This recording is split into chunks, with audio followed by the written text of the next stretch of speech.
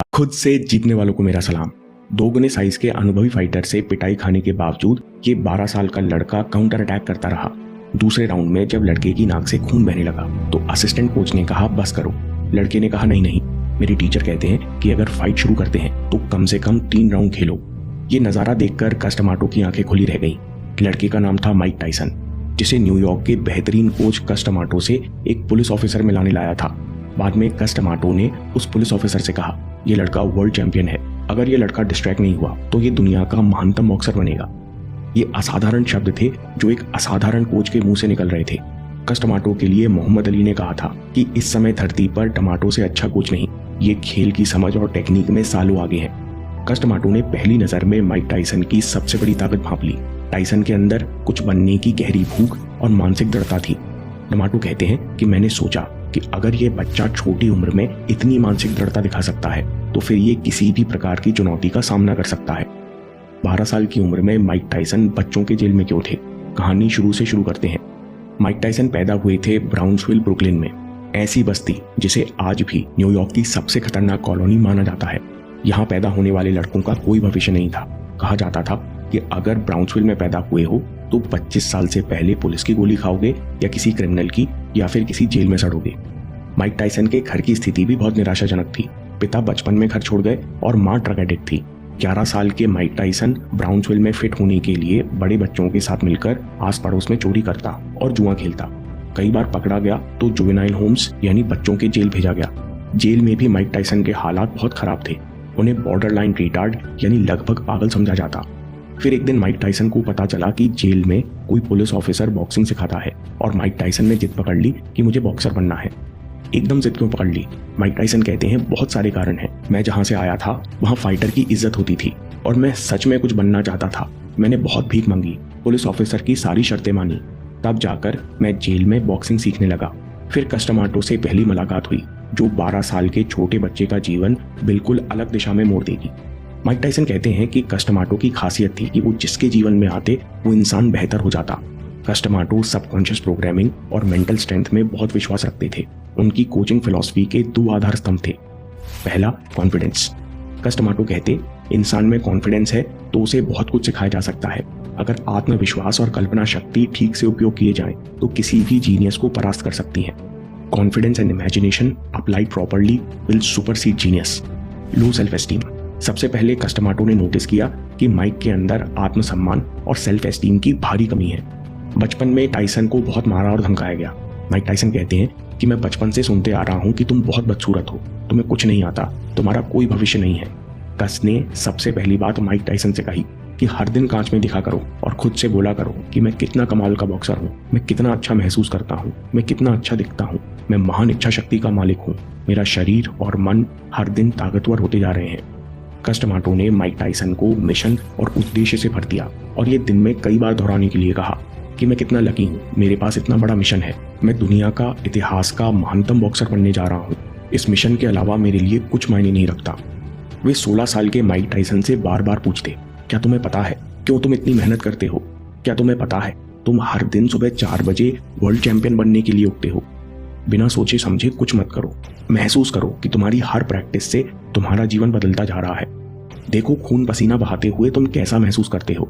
जब तुम निढाल थकान के बाद और पसीना बहाते हो तो ऐसे पसीने की एक एक बूंद लाख रुपए की है। तुम सोच भी नहीं सकते तुम कितने महान फाइटर बन सकते हो। इस तरह से कोच ने माइक टायसन को मिशन, एम्बिशन और कॉन्फिडेंस से भरना शुरू किया। माइक टायसन और कस दिन रात बॉक्सिंग की दुनिया में डूबे रहते, ना कुछ और देखते, ना सोचते, ना न्यूज, ना मूवीज, ना कुछ और। Spiritual warrior.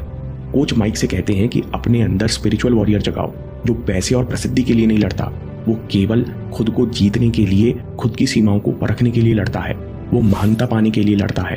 तुम चाहे कितना बड़ा शरीर कर लो, बिना स्पिरिचुअल वॉरियर बने तुम्हारे अंदर कभी निडरता नहीं आएगी। योद्धा का व्यक्तित्व समझने के लिए माइक टायसन अलेक्जेंडर से लेकर स्पार्टकस तक का इतिहास पढ़ गए। कहने का मतलब है दोस्तों, कस टमाटो ने माइक टायसन को बॉक्सिंग और मार्शल आर्ट्स की दुनिया में इतना डुबो दिया कि माइक टायसन का इसके अलावा कुछ और सोच पाना असंभव था। कस टमाटो की कोचिंग का दूसरा आधार स्तंभ था डर को फोकस में बदलना। वे कहते हैं कि मुक्का मारते वक्त और मुक्का खाते वक्त तुमको सबसे शांत इंसान होना है। टमाटो कहते हैं कि डर बहुत जरूरी है। डर इंसान को लापरवाही और गलतियों से बचाता है। लेकिन डर आग की तरह है, इसको नियंत्रित करना बहुत जरूरी है। इसके बाद कस ने माइक टायसन को विजुलाइज करना सिखाया। वे माइक टायसन को एक हिप्नोटिस्ट के पास ले गए। माइक टायसन कहते हैं कि हिप्नोटिस्ट ने मुझसे कहा, सबसे पहले तुम शरीर को ढीला छोड़ो, अब मन को खाली करो। जो खालीपन है, जो अंधेरा है, उस पर ध्यान लगाओ। अब मन की इस काली स्क्रीन पर देखो कि तुम एक शानदार खिलाड़ी हो, तुम बहुत फुर्तीले हो, तुम दुनिया के बेस्ट फाइटर हो, जिसे देखकर दूसरे खिलाड़ी डर जाते हैं। बार बार खुद को पंच के कॉम्बिनेशन चलाते हुए देखो। फाइट के दौरान जो डर महसूस होता है उसे महसूस करो और देखो तुम्हारा फोकस अभी भी बना हुआ है। कस हर दिन माइक टायसन से विजुलाइज करने के लिए कहते, रियल इमेजिनेशन। एक दिन कोच ने माइक टायसन से कहा, अगर तुम किसी इच्छा के बारे में बार बार सोचते हो तो तुम्हें उस इच्छा की एक मेंटल पिक्चर दिखने लगती है। जब तुम उस तस्वीर को बार बार देखते हो तो वो तस्वीर तुमसे बातें करने लगती है। आज से 8 साल पहले मैं इच्छा कर रहा था कि मुझे एक चैंपियन बॉक्सर को सिखाने का मौका मिले। इसके बाद मुझे एक तस्वीर दिखने लगी कि मैं इसी जिम में एक जवान बॉक्सर को ट्रेन कर रहा हूँ, और 8 साल बाद अचानक तुमको देखा तो वो तस्वीर मेरे सामने आ गई और मुझे यकीन हो गया कि तुम ही वो चैंपियन हो। इसके बाद कोच कहते हैं, सुनो बच्चे, मेरी इच्छा तुम्हें यहाँ लेकर आई है। अगर तुम मुझसे यह कला सीख लोगे तो तुम्हें कोई नहीं हरा सकेगा। इसके बाद माइक टायसन ने विजुअलाइजेशन को अपना लिया। लेटेस्ट फैशन ढूंढने का endless search comes to an end. तो माइक टायसन ने विजुअलाइजेशन को अपना लिया। Zen state of boxing. Mike Tyson कहते हैं कि एक बार मैंने कोच को बताया कि फाइट करते समय मेरा कंसंट्रेशन इतना बढ़ जाता है कि मुझे शरीर पर लगी चोट का पता भी नहीं चलता। ऐसा लगता है कि मैं खुद को दूर से देख रहा हूँ और ये अपने आप होता है। कोच ने मेरी बात सुनी और वे कमरे से एक किताब ले आए जिसका टाइटल था zen in the art of archery. Coach ने मुझे किताब दी और कहा, माइक, तुम ज़ेन नहीं जानते, लेकिन तुम इसके प्रिंसिपल्स का इस्तेमाल कर रहे हो। अपने विचारों और इमोशन से डिटैच होकर जब तुम केवल कंसंट्रेट करते हो तब तुम कई मानसिक और शारीरिक सीमाओं को पार कर लेते हो। माइक टायसन कहते हैं कि मैंने वो किताब 3 बार पढ़ी। कस टमाटो मेंटल ट्रेनिंग के क्षेत्र में अपने समय से बहुत आगे थे। उन्होंने अफर्मेशन, विजुअलाइजेशन और सबकॉन्शियस प्रोग्रामिंग को हर स्तर पर अप्लाई किया। उन्होंने हर प्लेयर को खास तरीके से ऑटो सजेशंस का प्रयोग करना बताया। ऑटो सजेशंस, कोच ने हमको समझाया कि अफर्मेशन दोहराने से पहले एक आरामदायक कुर्सी पर पीछे टिककर बैठ जाओ। शरीर और मन एकदम रिलैक्स कर दो। आंखें बंद करके बहुत धीमी आवाज में एक टोन में दोहराओ, मैं हर दिन हर तरह से बेहतर और बेहतर होता जा रहा हूँ। अपने हाथ में एक माला ले लो, सुबह और रात 20-20 बार दोहराओ। दोस्तों, माइक टायसन जरूरी बात कहते हैं, नोट करें। हम इस समय इच्छा शक्ति का प्रयोग नहीं कर रहे, क्योंकि कल्पना शक्ति इच्छा शक्ति से कई गुना प्रभावशाली है।